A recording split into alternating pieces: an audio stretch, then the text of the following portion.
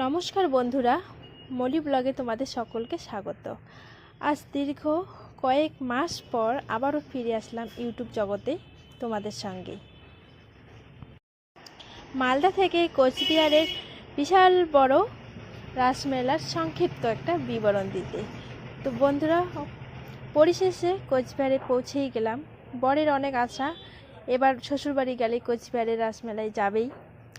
আর কি বলো তো বন্ধুরা, আমার বাড়ি হয়তো কোচবিহারে, কিন্তু সত্যি কথা বলতে আমি এখনও কোচবিহারের রাসমেলা দেখিনি। তো ভাবলাম বরের কোথায় হ্যাঁতে হ্যাঁ করলাম, চলো যাওয়াই যাক। এবার জীবনে অনেক সময় পার করেছি, কিন্তু এই কোচবিহারে থেকেও যে কোচবিহার মেলায় যেতে পারিনি, রাসমেলায়, এটা অনেক দুর্ভাগ্যের ব্যাপার। তো পরিশেষে ফ্যামিলি নিয়েই আমরা রওনা দিলাম কোচবিহারের রাসমেলায়। এসে তো আমরা অবাক, বিশাল বড় মেলা, বিশাল একটা এলাকা নিয়ে এই মেলাটা হয়। বিশাল বড় বড় বড় 3টা নাগরদোলা ইত্যাদি ইত্যাদি অনেক দোকানপাট, যে কোনো জিনিস এখানে পাওয়া যায়। ভীষণই মজা করলাম আমরা সবাই। আমার ছোট্ট পুস্কুটাও অনেক মজা করলো।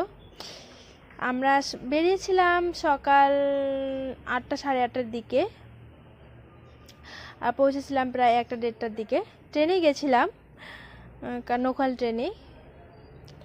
তো প্রথমে আমরা রাজবাড়িতে ঢুকি। রাজবাড়িতে সেদিন দুর্ভাগ্যবশত রাজবাড়িতে ঢুকে আমরা দেখতে পাইনি, কারণ সেদিন শুক্রবার ছিল, আর শুক্রবার ভিতরে যা অডিটোরিয়ামের যা কিছু আছে সবই বন্ধ থাকে, আমাদেরকে ঢুকতে দেওয়া হয়নি।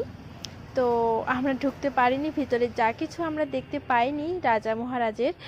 তো তবুও রাজবাড়ির বাইরেও যে একটা প্রকৃত সৌন্দর্য আছে, সেটাও কিন্তু দেখার মতো। তো পরিশেষে আমরা সেটাই সবাই মিলে উপভোগ করলাম, বেশ মজাদার ছিল। তারপরে আমরা পৌঁছে গেলাম সেই কোচবিহারের যে রাসমেলা, সেখানেই। মাঝখানে আবার ওখানে একটা পার্ক ছিল, নৃপেন্দ্র নারায়ণ পার্ক, সেখানে গেছিলাম। সেখানে কিছুটা সময় পার করেছিলাম, কারণ সারাদিনের ব্যাপার।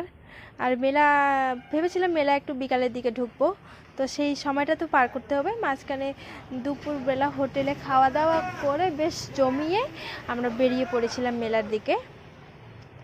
তো বেশ ভালো লাগলো, ফাঁকা মেলাটা, বেশ ফাঁকা, অনেক দিন ধরে হয় তো, তাই বিশাল বড় এলাকায়, তো বেশ মেলাটা ফাঁকা ছিল। তারপরে ওখানে বেশ একটা প্রোগ্রাম হচ্ছিল, ওখানে কিছুটা সময়, কারণ ট্রেনের জন্য আমাদের সেই সময়টা ধরতে